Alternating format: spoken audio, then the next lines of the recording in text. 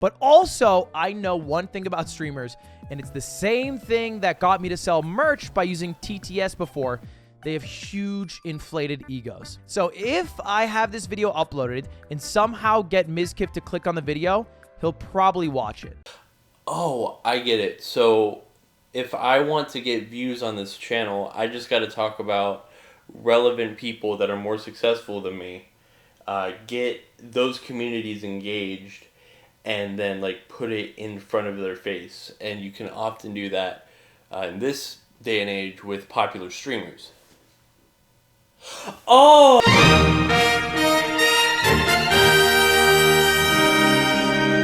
Brandon Ewing, also known as Atrioc, also known as Big A, also known as Glizzy Hands, also known as the Glarketer, is a prevalent Twitch streamer that specializes in gaming as well as educating his viewer base about things like marketing and stuff that's going on in the world today. If you're a fan of the mainstream Twitch scene, you probably know Atrioc from his many interactions with other streamers.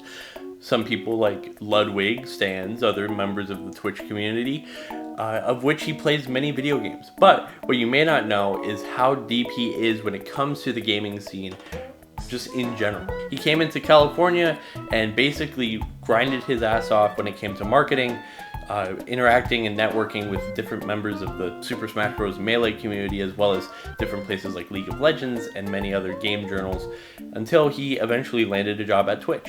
Now he is a senior marketing manager at NVIDIA, which means that, you know what, he probably knows a thing or two about talking about community-based stuff and the situation with the internet right now. Which is why it's no surprise that he has found some very good success, even streaming part-time as a Twitch streamer. He still has a full-time job and he streams pretty regularly to the tune of thousands of people watching his streams regularly. There's something to be said about a streamer that doesn't necessarily average like huge stadium filling numbers, but is still able to pull very good numbers for somebody that does not do it full time and does streaming as sort of a hobby, just a way to sort of, you know, hang out with a lot of his friends and interact with chat and get away from the day-to-day monotony of his everyday job. So this video, I want to tackle what is it about Big A that gets people flocking to his streams, or maybe not necessarily flocking, but wanting to jump onto his streams and interact in chat and be a part of the community. And so that's what we're going to tackle today. Hey, if you like this type of stuff, I talk about all types of stuff. I talk about stories, I talk about games, I talk about freaking movies. So if you like this type of stuff, please be sure to hit the subscribe button and share with a friend. I really do appreciate it. It means the absolute world. I miss the old Kanye, straight from the gold Kanye. I think a lot of people forget just how big streaming has gotten in the last like 2 years. Of course, you had streamers that were pretty successful in the late 2010s, such as Ninja, but generally speaking, streaming was still a pretty niche platform up until 2020 when everybody was locked inside of their homes. It's only just now recently that Twitch culture and Twitch gaming and Twitch streaming and streaming as a platform of expression has really exploded in the way that we're seeing right now. But what made Twitch successful initially? What made it something that made the God King himself, Jeff Bezos, put all of that money into as an investment opportunity for Amazon? Well, I think that one of the biggest things that you got to talk about when you talk about Twitch is the ever important chat feature and the importance of building a community on Twitch. Some of the most successful early Twitch streamers were people that really focused on trying to make a cohesive, fun environment for a community to be built and bred and created. They weren't focused on big budget productions or anything like that because they didn't have the budget for it. Most of the time on Twitch, you'll find just somebody in their room playing a video game and maybe talking with chat. There were a good multitude of reasons as to why people didn't like when Minecraft YouTubers sort of invaded Twitch for a good segment of its history. There were a couple, but I think one of the big reasons was the Minecraft community's refusal to change and adopt Twitch culture and Twitch lingo. You gotta understand that a big target demographic for most gaming right now, as unfortunate as it is me. It's freaking sweaty, straight white guys that play way too many video games and just need to talk about video games with people as a way of functioning in regular human society. So they all get together in a little cave, and that cave is called Twitch, and they build communities and stuff like that. And then Minecraft YouTube comes in and it's like, oh, we're just gonna put PogChamp in big capital letters, and the people that were already here are like, that's weird. No, we don't want that. That's cringe. Why are you not doing that? That's cringe. And then they find out that those same people that are putting those in are 14-year-old teenage girls, and it's like, oh, get out of my Discord server, woman. But my point, where is my point? My point is that old Twitch really thrived off of the culture and community that it really built upon itself with its old streamers, its old guard, and all that type of stuff. And the best content that came out of that era was when the entire chat and the entire community was doing something together. Something like Twitch Plays Pokemon is a great example of this, where the entire Twitch community came together and really did something that nobody else has ever done before, and it showed with the massive amount of success that Twitch Plays Pokemon got, especially for the time when streaming was not as mainstream as it is right now. So that's my point, and you're probably asking, Connor, this section of the video has nothing to do with Atrioc, has nothing to do with the Big A, has nothing to do with the Glarketer himself. We're getting there. Be patient. I'm building a cohesive narrative. Big A, if you're watching this on stream, don't worry. Don't worry. I'll talk about you. I'll talk about you. It's okay. It's okay, boy. Here, let me give you a kiss.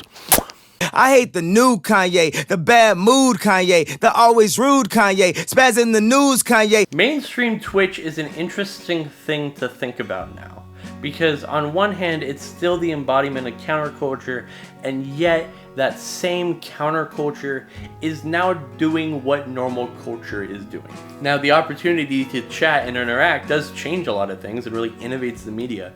And also the fact that you're not paying like freaking hundreds of dollars for a cable bill, and you can just watch Twitch for free if you want to, and the only cost is really an occasional subscription to somebody that you really do like. Hey, speaking of subscribing, make sure you do. It's right there, and on YouTube it's absolutely free. But it's these things that make Twitch have very low barriers to entry for content that is very high quality, almost TV standard. You have game shows where celebrities, in this case influencers, play who basically, are you smarter than a 5th grader? It's schooled, but it's, are you smarter than a 5th grader?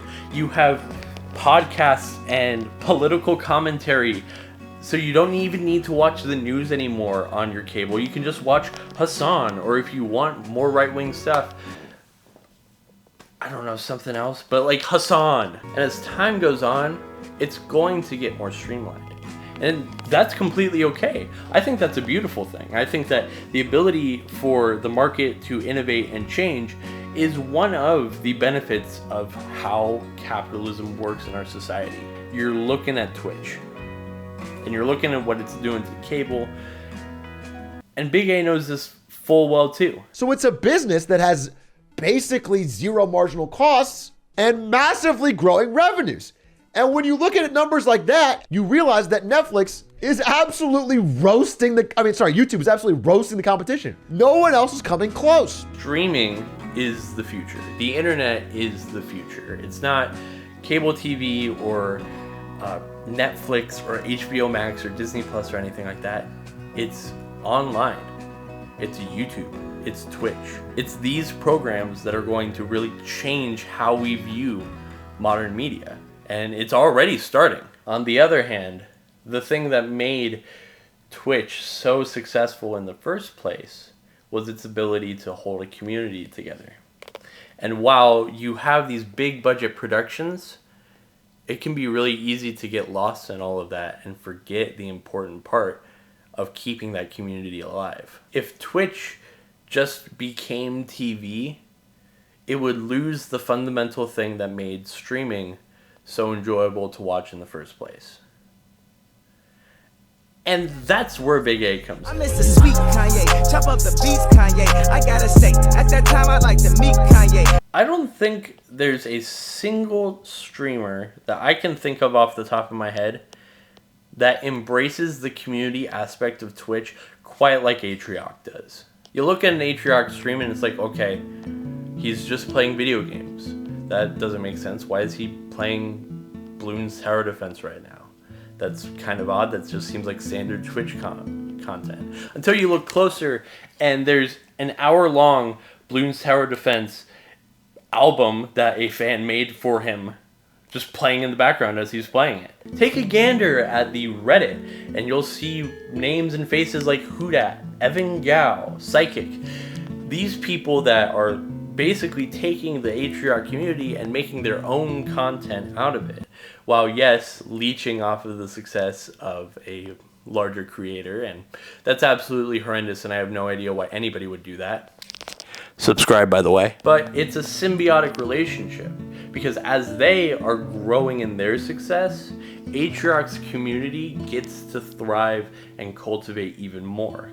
The leech situation is actually a brilliant idea from a marketing standpoint. When you have fans so invested into the idea of this community, that's when you've won. Now you have brand loyalty.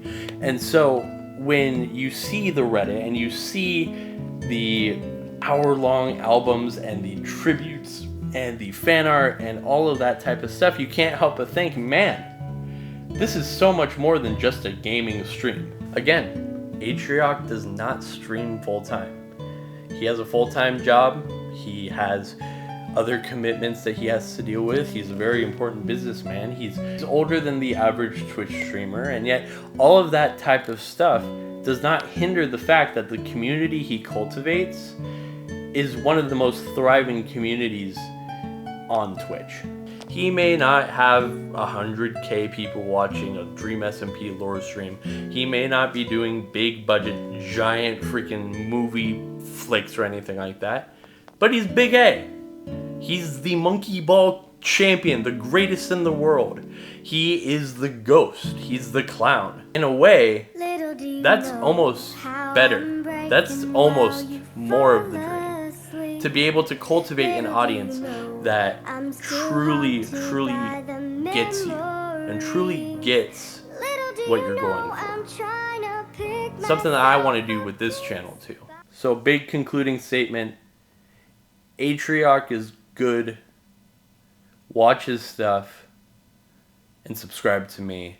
Let's freaking go, baby. Let's freaking leech. We will keep leeching until the end of the earth. I will not stop. I will rise to the top of my mortal throne and leap into the abyss.